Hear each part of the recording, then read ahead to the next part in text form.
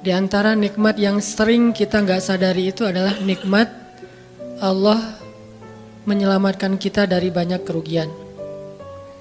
Kalau keuntungan kan kita tahu nih, karena wujud kan. Tapi kalau kerugian, kita seringnya nggak tahu karena tidak berwujud. Kalau berwujud, rugi. Kalau dihindarkan dari kerugian, pasti nggak akan ada wujudnya. Misalnya dihindarkan dari jatuh, berarti kan nggak ada lecetnya ya. Kalau lecet berarti jatuh. Kalau nggak lecet berarti nggak jadi jatuh. Nah ini berarti kan tidak berwujud. Karena nggak berwujud, seringnya kita nggak sadar kalau itu nikmat dari Allah. Tapi kita harus belajar yakin itu sering terjadi dalam hidup kita. Baik itu lecet fisik ataupun lecet hati. Berat.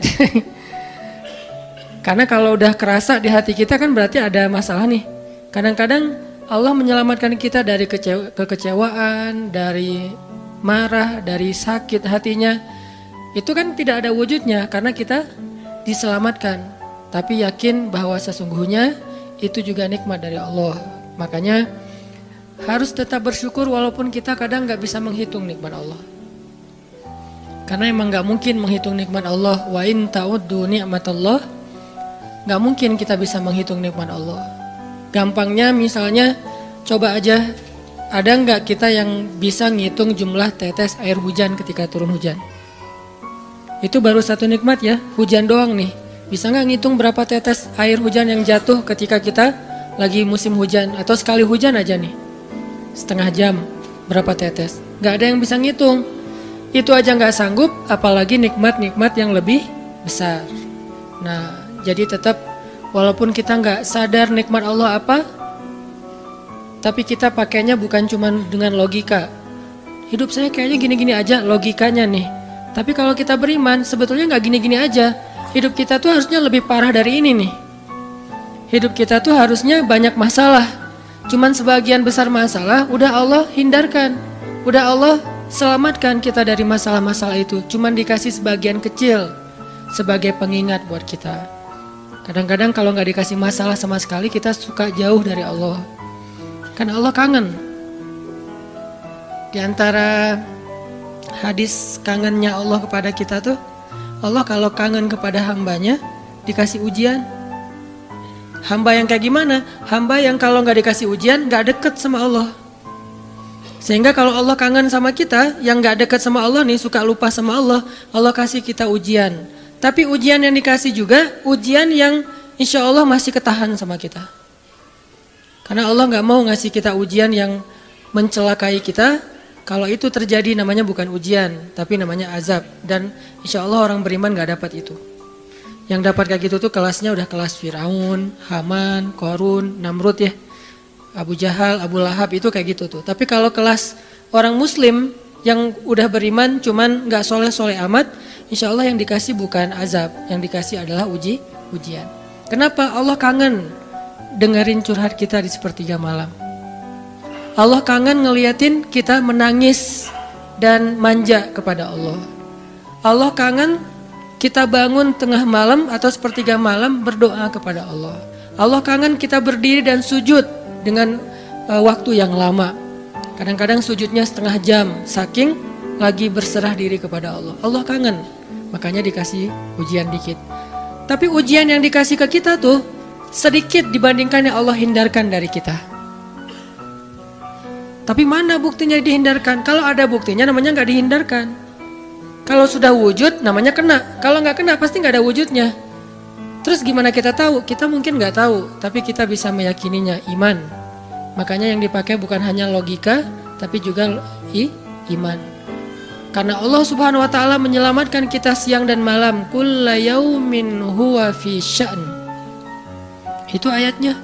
Kulla yaumin huwa fi sya'n. Setiap hari Allah sibuk menyelamatkan kita. Salah satu tafsir dari kalimat fi sya'nin adalah Allah sibuk menyelamatkan kita. Setiap hari kulla yaum sibuk menyelamatkan fulan-fulan, sebanyak jumlah manusia, sebanyak itulah yang Allah selamatkan. Bukan cuma mukmin. Bahkan orang kafir juga kadang Allah selamatkan, cuman di dunia. Kalau di akhirat beda lagi ceritanya. Kalau di dunia rahmat Allah semuanya dikasih. Baik kepada mukmin ataupun kepada yang tidak mukmin. Dikasih rahmat Allah di dunia, tapi di akhirat hanya berlaku bagi orang-orang yang beriman. Kenapa orang yang tidak beriman kok dikasih rahmat Allah di dunia? Karena di sisi Allah dunia itu kecil, gak terlalu berharga, makanya dikasih semuanya. Akhirat itu berharga, makanya dikasih buat yang Allah sayangi, yang Allah pilih doang, yaitu orang yang beriman. Jadi jangan sampai kita berpikir Allah tuh kayaknya gak fair, kok orang gak beriman dikasih rahmat di dunia? Karena dunia itu gak terlalu berharga di sisi Allah. Seandainya dunia itu ada harganya walaupun sebelah sayap nyamuk, gitu kan hadisnya, gak akan Allah kasih itu dunia kecuali kepada orang beriman. Tapi berhubung lebih ringan daripada sebelah sayap nyamuk, dikasih kepada semuanya. Ibaratnya kalau kita ngasih kayak ngasih lagi jalan gitu ya, naik angkot misalnya, naik angkot terus sama istri nih naik angkot berdua. Terus pas turun angkot, harga angkotnya tuh misalnya 3.000, udahlah kasih aja 5.000. Karena 2.000 yang kita kasih, nggak mungkin istri kita komplain, kemarin aku minta nggak dikasih, nggak akan mungkin kan? Kenapa? Cuma 2.000, tapi coba ngasih 100.000, beda tuh. Karena dia sesuatu yang ringan, maka tidak perlu komplain. 2.000 doang, saya juga dikasih lebih dari itu. Harusnya kita sadar bahwa dunia itu 2.000-an. Dunia itu cuma 2.000-an, nggak terlalu berharga lah. Walaupun tetap butuh, nggak berharga juga butuh. Sehingga ketika ada orang yang tidak beriman dikasih 2.000-an kayak gini, kita yang beriman jangan sirik. Mending saya nggak beriman kalau kayak gitu. Ternyata nggak beriman juga dapat tuh banyak. Nggak banyak, cuma 2.000-an. Dan kita mah dikasih lebih banyak dari itu. Cuman yang dilihat 2.000-nya, bukan yang ratusan ribunya. Ini artinya teman-teman, yuk kita tetap belajar bersyukur kepada Allah. Walaupun kita nggak sadar nikmat Allah itu apa. Kita nggak bisa ngitung dengan logika kita. La tuhsuha, nggak mungkin bisa dihitung dengan logika. Tapi kita masih punya logika iman. Yang kita yakin, kulla yaumin huwa fi sya'n. Setiap hari itu Allah ngasih nikmat buat kita. Setiap hari itu Allah menyelamatkan kita dari banyak masalah. Setiap hari. Bukan pernah tuh dulu gua nyelamatin lo, enggak. Setiap hari diselamatin. Kita ada orang yang kadang-kadang nyelamatin kita dari satu musibah, itu kan berjasa dan kita kayak ngingat seumur hidup kan ya. Dianggap kayak orang yang paling berjasa dalam hidup kita. Dulu hampir putus gara-gara dia nggak jadi putus gitu. Nyambung lagi dalam bentuk yang halal misalkan ya. Berarti kan dia paling berjasa nih. Kalau nggak gara-gara dia nih, udah putus tuh. Kalau nggak gara-gara dia udah cerai nih. Alhamdulillah gara-gara si fulan, gara-gara ustadz itu, gara-gara teman saya, gara-gara orang tua, kita yang tadinya hampir bercerai, nggak jadi bercerai kan dia berarti berjasa banget dalam hidup kita, menyelamatkan rumah tangga. Allah menyelamatkan kita dari yang kayak gitu-gituan tuh kulla yaum, setiap hari. Kalau yang belum menikah, setiap hari Allah menyelamatkan kita dari zina. Apalagi kita hidup di zaman fitnah. Apalagi kita hidup di kota besar kayak di Bandung, yang fitnahnya mungkin lebih besar daripada di desa. Dengan mudah kita bisa terjerumus ke dalam dunia-dunia yang kayak gituan. Mudah banget. Tapi setiap hari diselamatin, besok diselamatin lagi, lusa diselamatin. Walaupun seringkali Allah pengen nyelamatin kita, kitanya aja yang kekeh gak mau diselamatin. Udah jatuh, Allah selamatkan dari apa? Dari makin terpuruk. Kadang-kadang kan jatuh ketiban tangga nih. Jatuh doang gak ketiban tangga. Allah selamatkan. Kalau nggak diselamatkan 100%, minimal diselamatkan sebagiannya. Supaya kita nggak benar-benar hancur. Itu sering.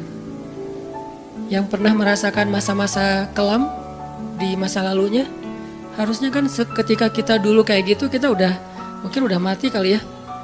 Yang sering tawuran misalnya, yang sering tarung di jalan, alasannya alasan sepele gitu. Kayak kemarin saya pas ke Jakarta ada acara di daerah Bintaro tuh, lagi jalan, ada tawuran pelajar, pada bawa golok, bawa samurai, bawa celurit segala macam. Kita agak-agak kaget karena kita platnya plat D gitu kan. Agak bahaya nih di Jakarta soalnya. Langsung kita gimana nih plat D, masa mau ditutup pakai tangan, nggak mungkin kan ya, mobil. Akhirnya la haula aja. Coba bayangin, mungkin sebagian kita pernah ngalamin masa kayak gitu dan mungkin lebih parah. Yang kayak gitu-gitu mah udah jadi kayak sarapan lah. Kalau nggak makan siang. Kayak gitu-gitu. Udah sering. Kenapa masih bisa selamat dan sekarang bisa duduk di masjid? Kalau bukan karena Allah menyelamatkan kita. Jadi kalau ada yang cerita ke saya tuh tentang pengalaman masa lalunya yang luar biasa kelam, saya tuh selalu bukan takjub ke dianya, takjub ke Allahnya. Bukan takjub karena dia bisa berhijrah, takjub karena Allah masih menyelamatkan dia dan menghijrahkan dia. Sehingga ketika dengar cerita kayak gitu, yang kita ucapkan adalah Masya Allah, Alhamdulillah. Bukan, wah hebat lo ya, dulu pernah bunuh orang, pernah ini, pernah, semua dosa pernah gue lakuin dah. Itu gak perlu bangga, karena kalau dia gak diselamatin Allah, dulu udah celaka dengan dosa-dosa itu. Tapi karena Allah selamatkan, akhirnya dia diberi kesempatan. Bikin dosa dibiarin sama Allah. Bikin dosa dibiarin, bukan dibiarin berbuat dosa, dibiarin supaya dia kembali kepada Allah, dikasih kesempatan. Dan itu gak sehari, bertahun-tahun kan kita kayak gitu. Masih aja Allah biarin, masih Allah kasih kesempatan. Ini artinya teman-teman, benar kulla yaumin huwa fi sya'an. Setiap hari itu Allah selalu jagain kita.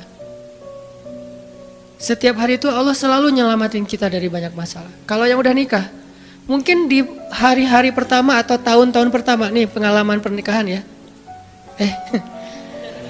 Ya nggak apa-apa deh. Sedikit lah ya. Saya emang nggak terlalu berpengalaman. Ada yang lebih berpengalaman dari saya lah ya. Ada sedikit pengalaman. Biasanya orang yang baru nikah ujiannya itu 3 tahun pertama. Kalau dia bisa ngelewatin masa 3 tahun pertama, insya Allah agak lebih mudah ke depannya. 3 tahun pertama ini paling berat. Apalagi kalau dia nikahnya, alhamdulillah gak pacaran. Kalau pacaran kan ujiannya udah sebelum nikah udah banyak ujian ya. Pas sudah nikah ya udah selesai. Bukan udah selesai ujiannya, udah gak ada yang perlu udah hambar aja. Udah plain ya. Pernah gitu Ustaz? Enggak sih. Untung ya, untung. Alhamdulillah gak pakai pacaran. Soalnya yang pacaran diputusin melulu. Jadi yang udah pacaran lama, pas udah nikah, kita mau ngapain lagi ya? Kayaknya udah semua ya. Oh iya, udah semua. Bulan madu dari dulu juga udah sering. Kan udah agak-agak plain gitu kan. Tapi kalau yang belum nikah, belum pacaran, nikah nih. Jadi kayak benar-benar baru pacaran, cuman ada konsekuensi lain yang mungkin ini jadi kayak semacam ujian lah biar sabar. Masa-masa adaptasi, masa-masa saling mulai mengerti, oh ternyata kamu tuh kayak gini dan segala macam. Apalagi kalau baru nikah langsung LDRan kan berat banget tuh. Nikah LDRan, pacaran LDRan aja berat. Bener gak sih? Nggak ngaku Pacaran LDRan aja berat, apalagi nikah LDRan. Kenapa? Pacaran itu kan masih banyak pantangan. Nikah kan udah masih banyak ibadahnya. Tapi nggak boleh ibadah, coba gimana?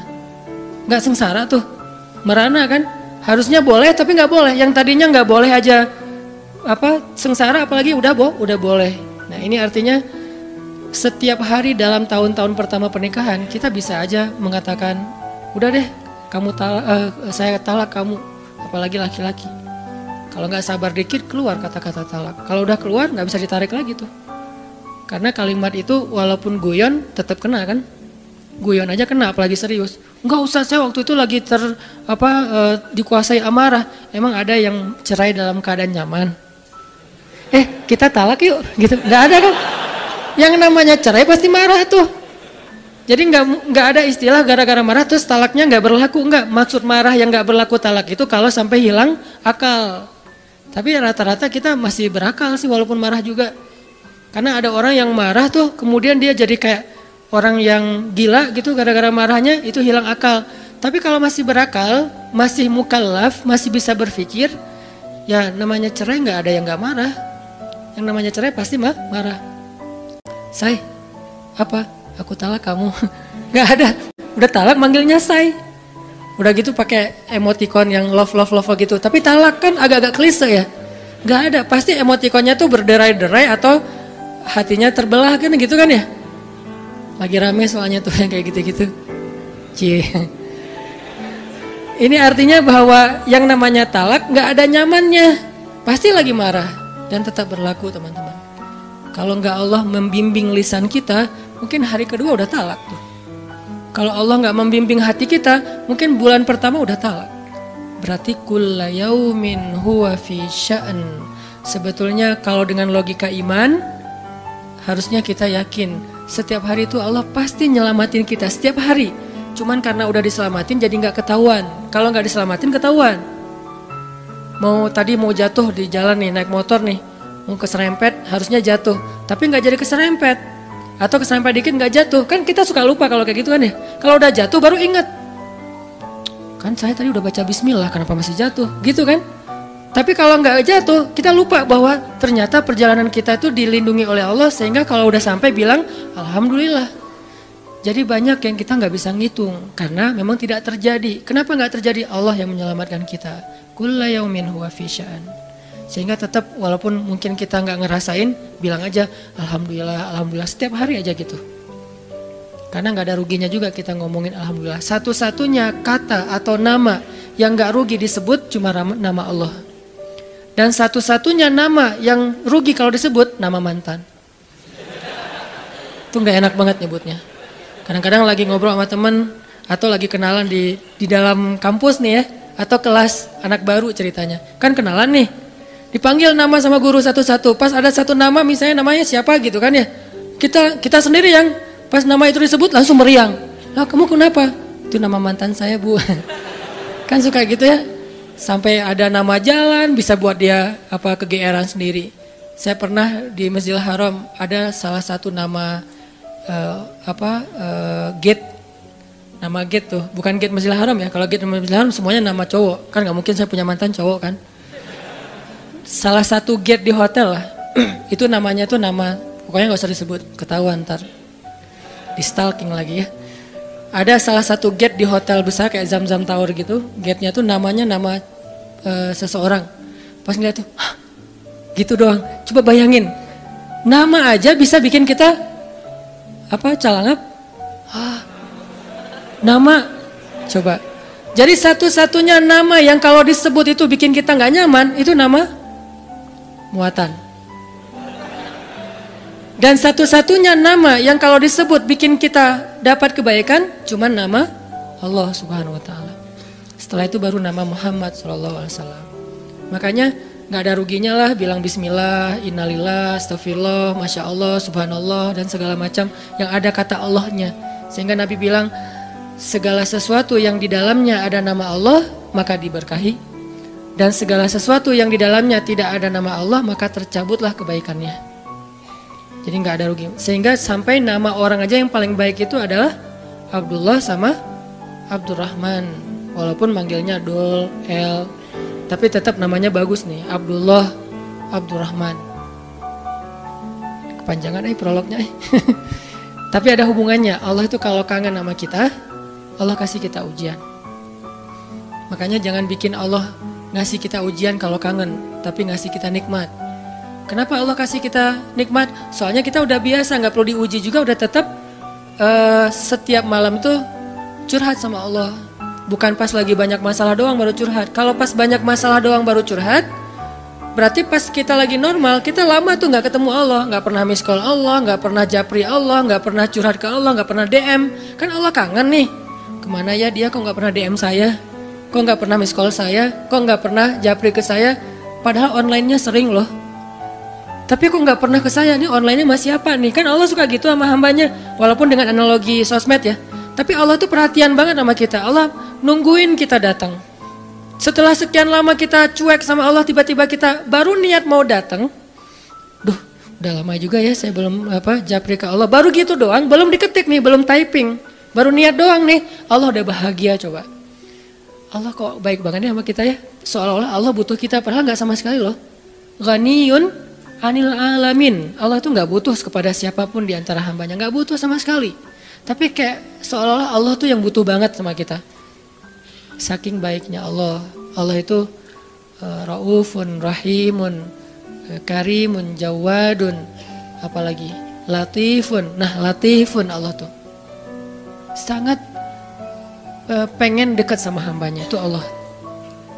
Udah lama pergi nih, sibuk dengan semua orang dijapri, semua orang dia chat sampai tengah malam chat sama orang lain. Tapi Allah gak pernah dijapri. Allah tungguin. Kalau manusia mungkin kita bisa nyebutnya kayak kesepian gitu. Tapi Allah kan gak mungkin kesepian. Tetap aja Allah nungguin seperti orang yang kesepian. Saking kangennya sama kita coba. Begitu kita ada masalah datang ke Allah, Allah nggak bilang giliran sekarang aja lo datang, nggak kayak gitu Allah. Langsung Allah dekap, langsung Allah, ada apa hambaku? Hal min dihaja, apakah kamu butuh sesuatu? Hal min taib, apakah kamu mau diterima taubatnya? Hal min mustaghfir, apakah kamu mohon minta ampun? Allah tanya kepada kita setiap malam, dicuekin lagi, dicuekin lagi. Datang Allah ke langit dunia. Harusnya kan Allah suruh aja malaikat kasih tahu ke dia supaya berdoa. Enggak, Allah yang langsung turun. Ibaratnya Allah yang ngejapri kita. Enggak dirit juga. Setiap malam japri, setiap malam enggak dirit. Padahal online-nya, lasinnya tuh per setiap jam bahkan setiap menit dia online terus. Tapi yang Allahnya enggak dirit, ketimpa lagi tuh. Marahkah Allah? Enggak. Kalau Allah marah, pasti kita udah celaka dari dulu juga. Karena kalau Allah udah marah, maka perhatikanlah kaum-kaum sebelum kalian, kata Allah. Perhatikanlah kaum-kaum sebelum kalian, Ad, Samud, atau tokoh-tokoh sebelum kalian, Firaun, Haman, Namrud, dan seterusnya. Perhatikan kalau Allah udah marah nih. Berarti Allah belum marah sama kita. Tapi jangan sampai batasan waktu yang Allah buat itu kita lewatin, itu bahaya. Karena kalau Allah sudah menentukan waktunya, nggak bisa ditolak lagi sama kita.